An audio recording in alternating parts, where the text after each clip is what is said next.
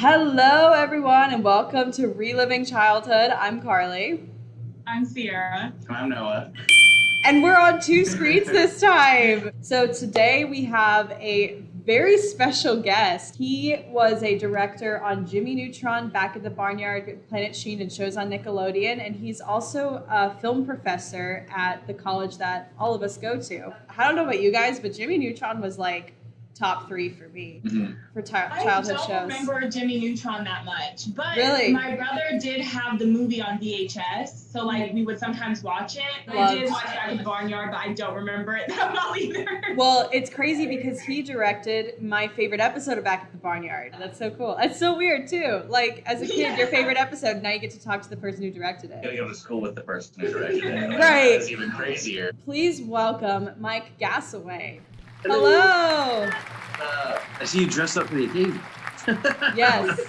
Nice. Yes. We used to have the big hat, or say That is awesome. How are you doing? during all this. It's not too bad. My wife's just out of view, and I've been teaching animation online for 14 years, something like that. So moving over to online wasn't that big a deal. What do you teach at University of Cincinnati specifically? I was teaching some film classes, but now it's 100% animation. So, I'll teach intro to animation, which basically just gets them, whoever. It's almost like an elective for a lot of people.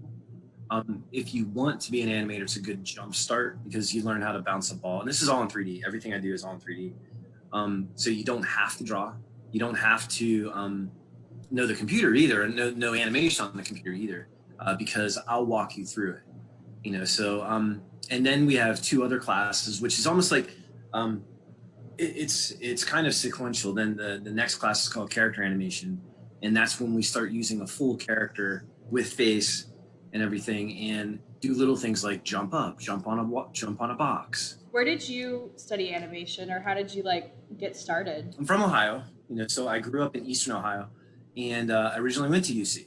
So that's why that's why I'd like to come back, because now we have between my wife and I, we've got 3 kids now at UC. So 3 more Bearcats. So I went to UC back in the late 80s in animation. So I was in DAP or in architecture. Yeah, architecture. I was in architecture at first. And it was a 6-year program back then. Wow. And so I made it 4 years and then said, I don't want to be an architect. For about a year, I didn't know what I was going to do. I started taking some business classes, and that bored me to death. And so I just wasn't made for that, for sure. And then one day I was just walking through the halls in DAP. In one of the rooms, they were showing this animation. And it was a studio that eventually became DreamWorks.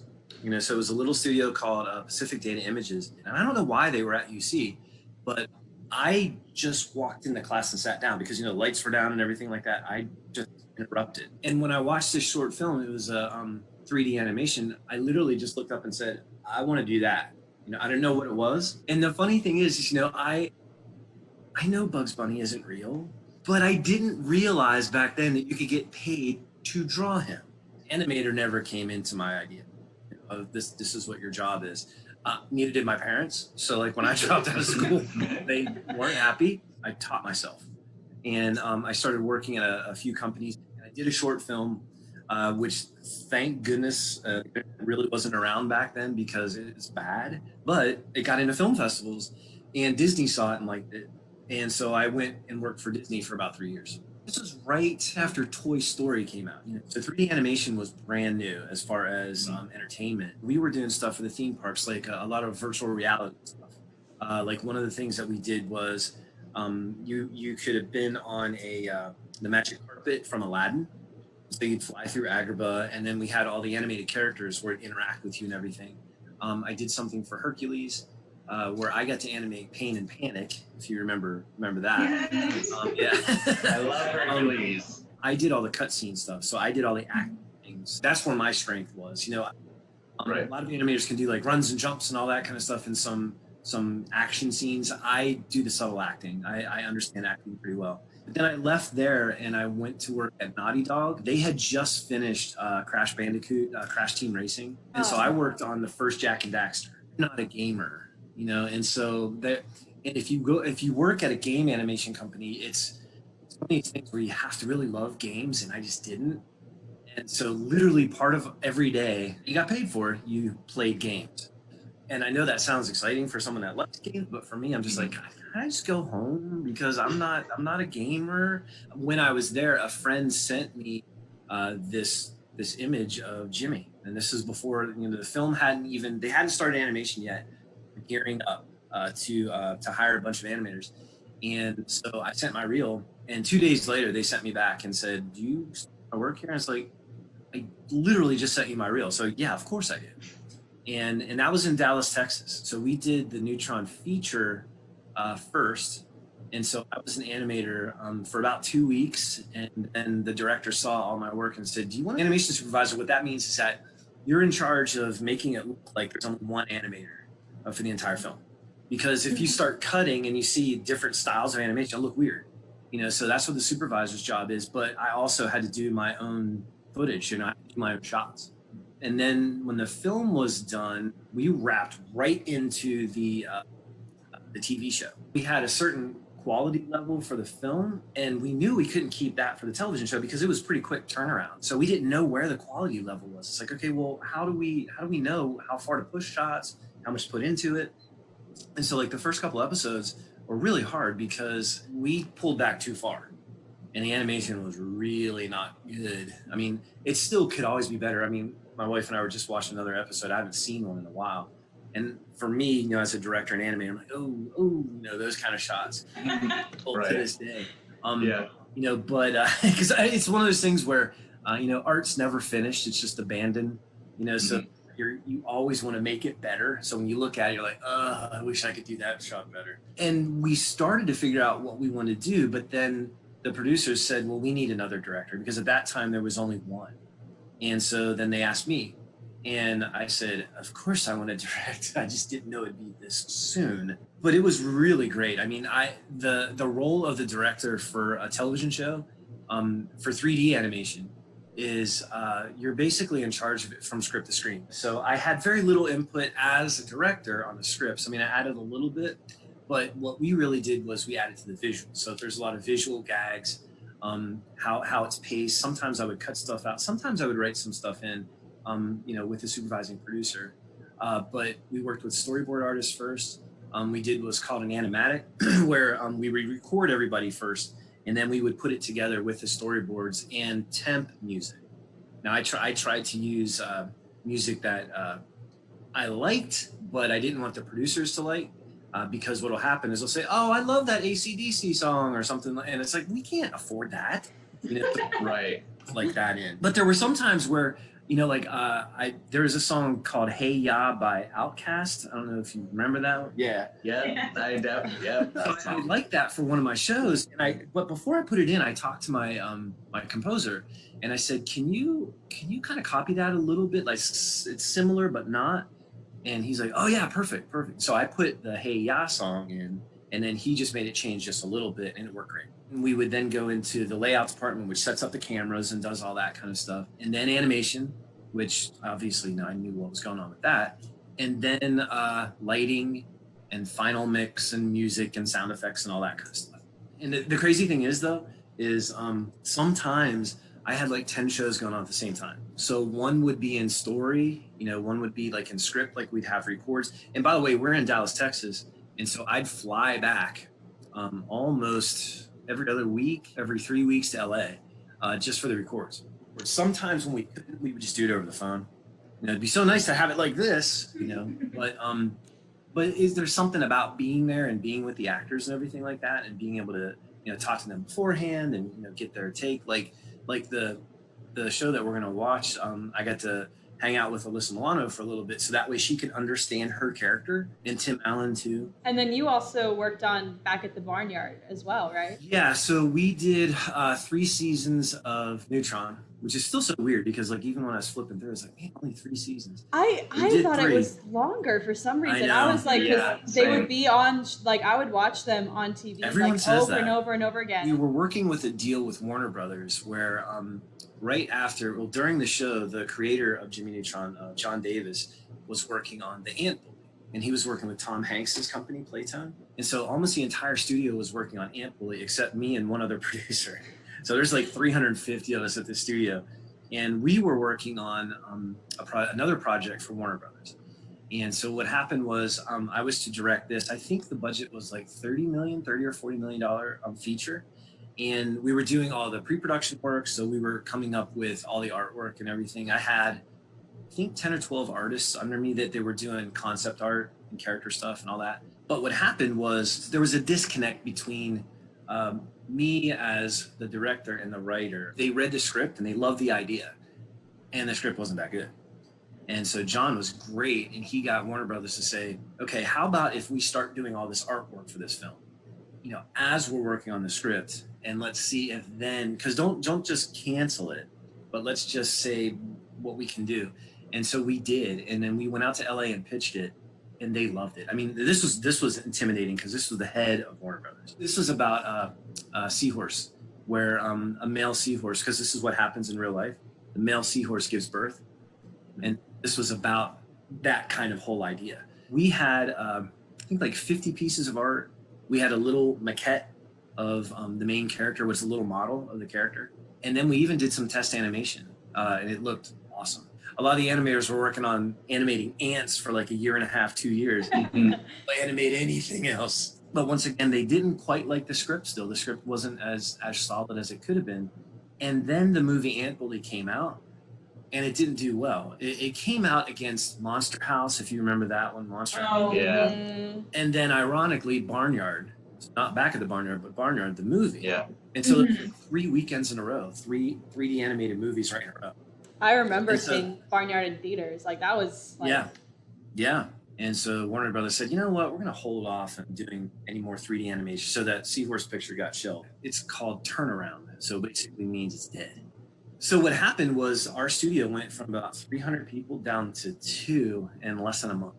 That studio, and a lot of people still say this, is like a family. But I got to work on Back at the Barnyard. So I moved from Dallas, Texas to San Diego. And so I was out there working with Steve Odekirk. Steve Odekirk was the guy that does all the stuff with Jim Carrey. So he like wrote a lot of stuff for him on In Living Color. He wrote Ace Ventura, Pet Detective. He wrote and directed the second one. Evan Almighty, he wrote. And so this guy is very prolific. He's written a lot of stuff. And so it was his studio. And Barnyard was his film too. He directed that, wrote and directed that. And so he said, hey, we're doing a series. I'd love to have you out. And so I was then supervising directors. So that meant that I directed my own shows and then had a couple of directors under me as well. So I worked a season and a half on it, almost 2 full seasons on that, and then moved over to Planet Sheen because we kept that in the same production. Now that's a whole hour in itself. It just didn't go in the direction that we originally had. We'll never know if he's still on the planet or if he actually got home. I've shared. It's funny. I've shared with some of my classes like the whole idea of what it was before, because it wasn't Sheen at all. It was a completely different character. It wasn't Jimmy Neutron at all. And everyone's like, oh my God, that sounds so much better. It's like, well, no, that is what it is. But because of that, I moved back to Ohio, and that was over 10 years ago. You know, and the thing is, when I moved back, it's not much animation in Ohio. And then I started getting into live action. And so I started working with Point Park University, and also with the Art Institute and Carnegie Mellon. So I was working with all the universities there. But one of the things that they kept saying is that, but you don't have a degree. And so teaching is a little bit harder. Yeah, they let me do it anyway, but they're like, you really should get a degree. Then I reached out. Now, my oldest was about ready for college. And so we started talking to University of Cincinnati. And that's when the digital media collaborative program just started, had just started. And I think the previous President Ono, when he was here, he wanted to really make a film school. And then I just happened to visit the university, and then they offered me a job not long after, which meant my kids can go for free. Let's do that. So now it's been 4 years, I think. And this is going back at the Barnyard, but I just wanted to say you actually directed my favorite episode. Which one? The chess pig one where he sells all the pies. Oh yeah. Oh, that was fun actually. It's so funny though, like when I talk to, like students like you guys that have kind of grown up on the show, you probably know more about the shows than I do. Even though I've seen it like 1,000 times. When we go through, you'll see that There's some things I might even say, I don't even remember that. Because it was 16 years ago, I think, was it? 2004? Wow. Mm-hmm. Holy cow. I don't know if you and Sierra know if you guys remember this episode, but I actually do remember watching this on TV. Oh, really? The one scene that I remember the most is the wheel where they're like spinning and seeing what they have to eat. It was a lot of fun. I mean, the cool thing about this show was this episode. It's one of my favorites. Is because I was given first. I had the entire studio. Our shows were broken down where there was just 2 directors, and so like he had his own animation team. I had mine. He had his own lighting supervisor. I had mine, and layout supervisor too. But for this, we needed everybody, and so I had the entire studio. And then also I talked to Jed Spingarn, he's the head writer and the supervising producer. And I talked to him and I said, look, I'm going to be on this project a long time. Can I help with the story and help develop it? Because he and the other 2 writers, they all work together on this. Because normally the shows are 11 minutes. So that's crazy because, it's 2 11 minutes for a half an hour. It's like, that's 8 minutes of commercials, but some of it are the lead in, there's bumpers, then there's end credits and all that kind of stuff. But they would have just 1 writer per episode. And so since this one was I forget what it was, 80 minutes or something like that total. I can't remember, 72 or 80 minutes, something like that. And so they all worked together, but they all did different parts. And there were a couple of issues where they could not figure out where to get the exact time for the act breaks, because you can't do all of a sudden like a 30-minute animation thing. It's got to be in those 11s or 22s or some sort of 11, 22, 33, 44, like that. And they had one part where they couldn't get an act break right. And so we actually were working on it in storyboards, and my layout supervisor actually said, well, how about this? And it's one of the act breaks where they take that leap of faith where they just jump off the I think they're in the candy bar and they're in space or whatever, and they take that leap of faith, and it worked perfect. And so that I think is one of the cool things about this show, is this episode especially, is that Nick really gave us, some ownership with it. The voice talent was spot on. I mean, our cast is great anyway. A lot of shows, if you remember, it goes right from that 3, 2, 1, it starts like that. Yes, got it last. I wanted to do a cold open, which I wanted it to just start right in it with, with a cool kind of title sequence. And I tried to explain it to everybody because I was thinking of some sort of idea to make it work within the show. And it just wasn't working. And so I had to work with Paul Clarehouse. He and I really worked this opening sequence out, which, it works with the story because it's almost like it's part of the story. Where these aliens, they throw these rocks to different planets to basically invite them to be contestants. And so I said, well, what if on these rocks, it's going to have all these letters on it anyway. What if when it spins up, it has all these letters that turn into the name of the show, directed by or written by and all that kind of stuff. And it was funny because even though when I explained that, I thought I was being clear, and there's, I don't know. So we had to storyboard it, which is crazy.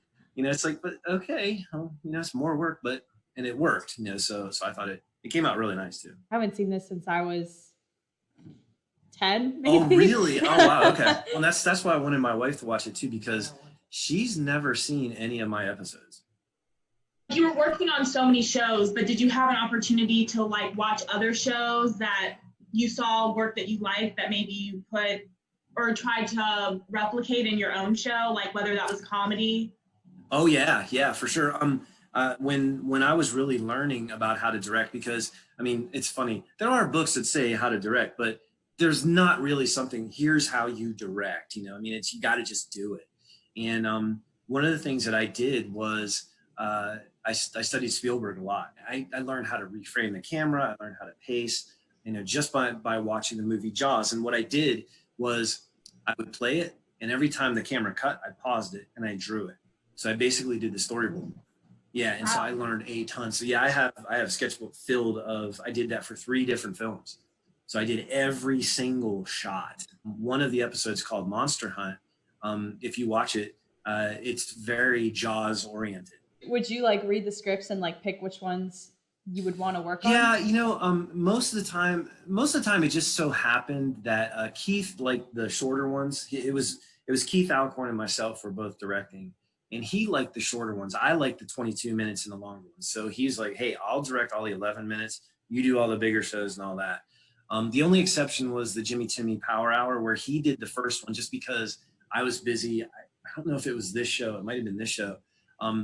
But I couldn't do that. I directed the next two. Now that crossover was legendary.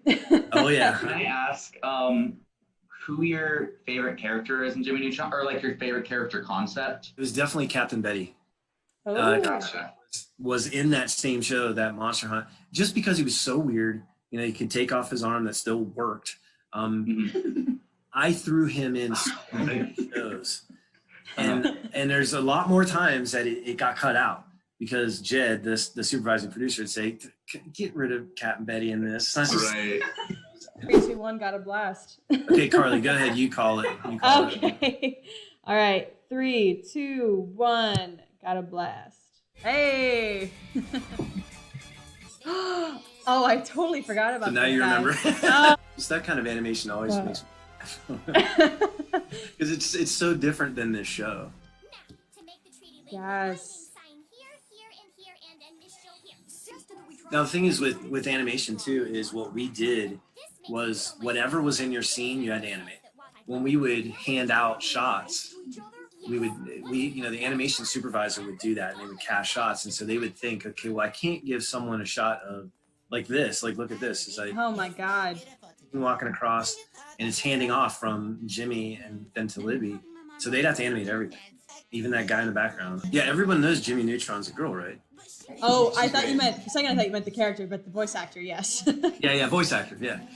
Was this a confirmed theory? Jimmy was ahead of her time. That is me. I am Carl Weezer. One of my favorites, Rob Paulson. Still knows that song that he was one of the Animaniacs. And he still knows the song where he sings all the countries of the world, I think. Isn't he? Oh, yeah. United States, Canada, Mexico, Panama, Haiti, Jamaica, Peru. The whole idea where they can breathe like an outer space. I was just gonna say. I can't remember if we put in a film or in one of the episodes where we actually cut into one of the scenes so late that Jimmy says, and that's why we can breathe in outer space. And so you can't, so it's like, well, he explained it, you just didn't hear it. I wanted to do that exact same thing with Otis for Back at the Barnyard. This is how my first introduction to live action was. I did a spot with Miranda Cosgrove, because she was with iCarly at the time. She was supposed to be standing talking next to Otis. It was an interstitial for the Kids' Choice Awards. And so I thought it would be funny is that when we cut to him, Otis is talking off screen and said, and that's why I have udders. And then turns back. It's like, well, he explained it, you just didn't hear it. Steve just thought it was funny, because that's the only reason. I always wondered what happened to Baby Ben at the end of the movie. Just went away. And then I think Bessie was her name. She has a Southern accent in the TV show. Yeah. A lot of theories for that. And the thing is, like, from the Neutron feature to this, I mean, like, we changed Libby's hair, we changed Cindy's hair, we changed, I think something subtle with Sheen's shirt. I can't remember exactly. I forget why we changed Libby's hair, but there was some reason for it. But we actually had a specific episode that was in the beginning of season 2, this season, that we could show her hair change and how it happened. And so we specifically had it in order, and then they aired it completely out of order. And so, so as I say, what happened to Libby's hair? And then like 2 episodes later, they explain it. When you're saying about, can you watch other episodes? Like for Neutron, I've probably not seen every episode because like we were so busy working on our own that every once in a while, because Keith was a producer too, so he watched most of mine, but I didn't see a lot of his.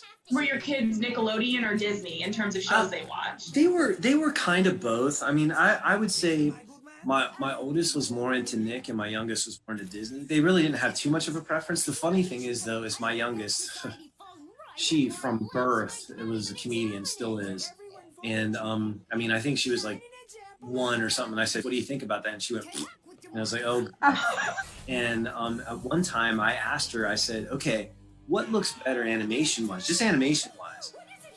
a Neutron episode or Barbie, which I didn't think the animation was very good on Barbie. And she's like, oh, definitely Barbie. And I'm like, I didn't realize this until recently, but the early Barbie movies were mocap. And especially motion capture back then was so. We were doing some motion capture with Mickey when I was at Disney, and I wish I had this. I mean, it was so bad because it looked like a guy in a Mickey suit in 3D. It was really weird. It starts to look so close to reality. It looks farther away from it. You know, that's impressive that that little crane can hold that whole thing. Even though my strength is in the performance and animation, I really like the cameras. You know, I mean, that's where I really like it. If you see a lot of these, I try to put, and unfortunately we're in that 4:3, you know, having the bigger film ratio is a lot better. We've been watching every episode of Avatar. It's just like we never realized that it was in 4:3. Yeah, I know. Widescreen didn't really come out for years after. And also the first thing that we had to do was, you know, film's at 24 frames a second. And TV is really, it's 30, but it's really 29.976. Oh, this is actually one of my favorites. Yeah, when I had to plan this out, I had this idea and I said, oh, I want to make it like a Mission Impossible kind of thing. I planned out all of these shots too, because this is exactly what I wanted it to be. You know, like these different kind of screens, you know, and once again, the 4:3 made it really hard. Like right here, the light crosses like that. It's just crazy because I know that these shows, like I love them as a kid. And so just talking with you about it and like hearing behind the scenes. Yeah. It's just like, so it was cool. so normalized for me as a kid. Because like, what else are you gonna do? Like, you watch cartoons. Yeah, exactly. So like, hearing the logistics and everything, I'm like, whoa. Do you get that a lot in your classes? No, I'm okay with that because, you know, I have a unique perspective, you know, that I got to work with. Right. I'm lucky that I got to do that. What is weird though is in some of the classes, like especially I taught a history of animation class, and at the end of the semester, I was signing autographs. That was very odd. I think we watched an episode in one of my history classes, and I did like this, the running commentary. Even for me, I like to hear the behind the scenes for other films. There he is. The Yokians. We wanted to put a lot of creatures that we've used before, like the Junkman, I think, is in there. With these, I think Paul Clarehout probably did most of that. He designed Goddard, you know, so he was original designer of that. So he had been with DNA was John Davis and Keith Alcorn. So it's Davis and Alcorn, DNA Productions. And Paul was with them from the beginning. And, you know, like at the end where it says, hi, I'm Paul, that monkey, that's Paul Clarehout. Hi, I'm Paul. Keith designed Jimmy, you know, with his ice cream cone head, and the story was all drawn. You know, so that was a really nice kind of team that they had. It's like Meldar, the main Tim Allen, that went through a lot of different designs. He did 2 different records, and one of the records I was on the phone. You know, so I couldn't get away. So I was in Dallas and he was in LA. And one thing is, and you know, as an actor, is I will never read a line. You know, I'm always going to try to get something else to get that performance, because if they read a line, it sounds like they're reading a line. Now, this stuff, okay, if you're a Harry Potter fan, you should know that yeah, those things were crazy. Go back to Aunt Bully. In my homeland, I am skilled bug rider. I forgot he was even in this. He is my favorite character. Oh, really? Yes, I love he is him the best. so much. That's Phil Lamar too, and he does a ton of voices. We would sometimes, and I'd have the guy who's in charge of layout, that he would sit with me, and I said, okay, now literally we'd have like action figures and fly them around and stuff like that. Say, okay, I want the shot being back here. They go like this, or it comes this way. It's so crazy. I haven't seen this in so long.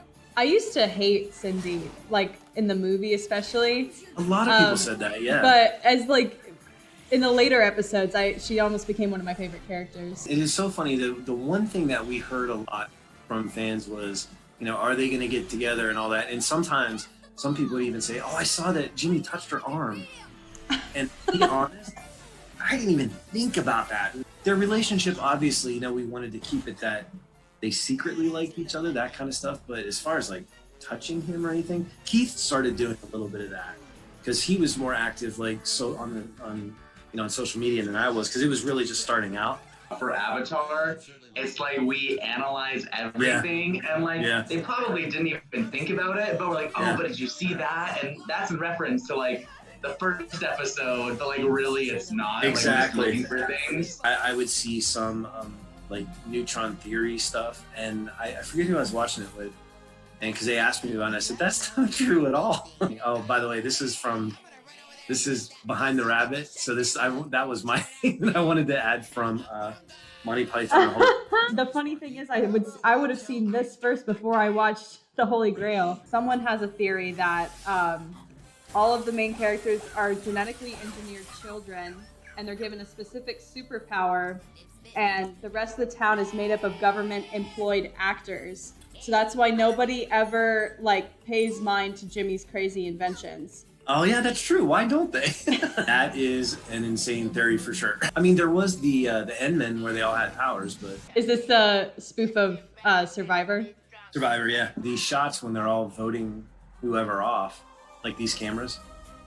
I like my wife, Love Island for some reason. My roommate and I just finished Australia season 2 of Love Island. Oh, really? We haven't done Australia yet. The UK, yeah. Oh my gosh. There's like 50 episodes. That's the thing. I like the lighting in this, though. I mean, I like the colors. What like programs would you guys use? The television show was done in Lightwave, and that's, I don't even know if that software's still around, but it was very difficult to animate in, and we could only have 4 characters in a scene at a time. Baldy not wearing underpants. It's like that line. And so I said, let's see if we can switch over to Maya, and then we did. But we kept everything. We kept the modeling in Lightwave, converted it into Maya for the cameras and animation, but then back to Lightwave to light it. How long, like, from script writing to like finishing it would it take to make an episode? The writing probably took one of the longest. I mean, I think that they might have done for a 22 about a month. As soon as the idea was approved, they'd have to write treatment, and then they'd have to write an outline, and then a couple of versions of the script. For Planet Sheen, I was a co-producer also, so I got all the treatment for that. Different writing team, completely different. They had come from live action, and so they didn't really know too much about animation, and they were great writers and really good guys, but it showed because they threw everything. It's like, well, wait a minute, we can't have a giant tornado sucking up 50 people. I wanted the no background in that. I love that thing too. The record would take a week, and then storyboards I think take for an 11-minute would take 2 weeks, and so it'd take 4 weeks for a 22. And then the same thing with layout would take a week or 2, depending on 11 or 22. And then animation would take 2 weeks. We did 5.5 minutes of finished animation a week per team. So whatever all that is added up. So Alyssa Milano, when we were trying to figure out who was going to be this character, she was actually the first one that popped in my head. But we actually auditioned, I want to say like 12 different people. She's in The Good Place. What's her name? Oh, Kristen Bell or? Yeah, Kristen Bell. Her mom reached out to Nickelodeon saying, hey, Alyssa would really like to do some animated show or something like that. And it was perfect timing. She got it right away, and she was a lot of fun. So, I mean, I got to work with Mel Brooks too. My last name's Gasaway. And so he is like the king of fart jokes. And when he heard my last name, he just went through all the fart jokes that he had. But I really liked working with Tim Curry. That guy was so professional. I really haven't had a bad experience with anyone at this part too. I don't eat newspaper! Well, I'm trying to quit. I love how his eyes don't have Yeah, I know. like any There's color. not really eyes, they're just dots. We kind of use like his glasses as his eyeballs. So something that's weird about the design of them is Sheen in the first season, his feet were longer than his shins. Please, sir, can I have some more? Rob would add a lot of stuff too, though. I mean, a lot of them would. I mean, they would have a fun pass. And I think for me, it's like, that gives them the freedom instead of, okay, I'm just reading lines, basically. It's like, no, you're the character. And if you think the character would do something different, then let's play with that. Let's do that.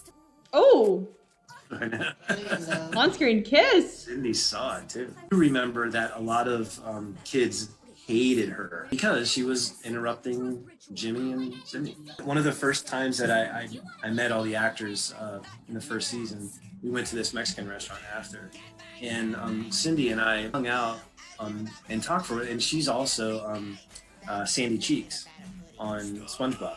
Whoa! And it was so crazy because like we'd be sitting and talking, and these little kids came up to her and they said something about Jimmy Neutron, I can't remember. And I said, well, she's the voice of Cindy. And they're like, it was so funny. They're like, nuh-uh. And then she started doing the voice and just seeing their face go. And I said, she's also Sandy Cheeks from SpongeBob. And they're like, nuh-uh. He did that. That was one of my favorite things that Kellen did. Billy West is Sam. He was on the Howard Stern. I've been listening to Howard Stern since 20 years or something. You know what? Designing this whole thing, this is where the writers basically just let us do whatever we wanted. This entire sequence was really hard to do. Soundtrack is so good. Charlie did a great job. I forget who, because he would hire musicians, you know, as well. So a lot of this would start out on the keyboard. It's like, whoa, because we liked what he heard anyway. At the end of season 1, when the Yokians come back, we had a full orchestra for that. That blew me away. You know, when I got to hear that, I actually still have the soundtrack for that. It was the act break that we had a hard time with. Where's anybody? You know, the writers were like, okay, well, how do we get out of this? You know, and so that's where we came up with that whole idea right there. Where is everybody? What I'm doing now is I'm directing a live action horror film. Yeah, it's a horror film. So it's funny. I totally forgot that. Because some people say, oh, you're going from animation to horror? Well, yeah, this. They're here. Exactly. Animation is becoming a lot more adult horror animated film. That I think would be pretty cool, actually. Like a lot of stuff in Walking Dead, I mean, a lot of that's digital anyway. Yeah, I love that shot. Come back through it. Yes. Remember when I pitched that shot, they're like, wait a minute. We go over the wall and then back through? For a second, I thought my computer was lagging. No, it does it a couple times. When you're trying to come up with some of these action scenes, you're like, how can I make this different? If I think it looks good or looks funny, that it stays in, because you always second guess yourself. And I said, you know what? I'm not going to second guess anything. There's a scene in Safety First. It's all regular motion, and suddenly there's a slow motion shot. And when I read it in the script, I said, I knew that I was going to put a slow motion shot in there. So it didn't say in the script about slow motion. You can't really draw slow motion in storyboards, you know? So it wasn't until animation that everyone saw it and looked weird, you know, because there's no music to it. And I get notes every single time. Change that to regular motion, change that to regular motion. And I pulled one producer aside. I said, look, it's not finished yet. Once there's music, it'll make sense. And I said, and if you don't like it after it's finished with music, I'll reanimate the scene myself. And when I talked to the composer, you know, I didn't even get the sentence out. And I said, Charlie, what I want to do here, he goes, oh, I know exactly what it is. So we would sit like in the sound engineer's booth, which is, you know, tricked out with, there's not a single sound in that. There's no echoes. It's perfect. And here comes the scene. I'm going, oh God, here we go. And the scene goes by, you know, regular motion, slow motion. He actually slid back and said, don't change anything. And I was like, and inside my head, I'm like, I told you. You know, doing stuff like that allows you to kind of challenge yourself a little bit. You know, like that one, the staccato shots. You know, I was just like, well, let's see what that looks like. Who Wants to Be a Millionaire seems like there was history at this point. Oh, yeah. So these are almost the exact same camera angle. Like even that camera was exactly from the TV show. That guy is a lot of fun. The voice of that, he did a show when I was younger called Studs, a dating show, but very odd. And he was the host. And I remember when I first met him, I'm like, you look familiar. And I'm like, and it took me a while. Do you guys know the theory about Jimmy's dad? And the line when oh yeah, like, changed my life forever. Wait, that one. Yeah. Wait, I don't. What was it? What did he say? When I sat on a duck? What was it? What was it? On a banana, and it changed my life forever. I sat on a banana. Yeah. Changed my life forever. Oh, no. Yeah. In your beautiful new Astro car! Oh my God. Oh. This was fun to plan though too, you know, this whole fight at the end. Because I mean, what we do with stuff like this is very similar to live action, where you do a top down. You say, okay, well, they're going to go over to here and this is going to happen, and we'll just bring the camera around here, you know. So you know, it's funny that a lot of people have asked me, it's like, well, do you notice a difference between going from animation to live action? And I think animation is a lot harder. The first time I ever had to say it, I said it like this. I was like, all right, action. And then at the end, the first AD called cut, and then he goes, you want to do it again? And I'm so used to animation, I went, wait, we can do it again? What I've done though is, you know, with my feature film, I did basically, we're calling it a filmatic, but I have done every single shot for my film already. And we ended up finding a way, and so we actually developed software that we're going to do for pre-visualization.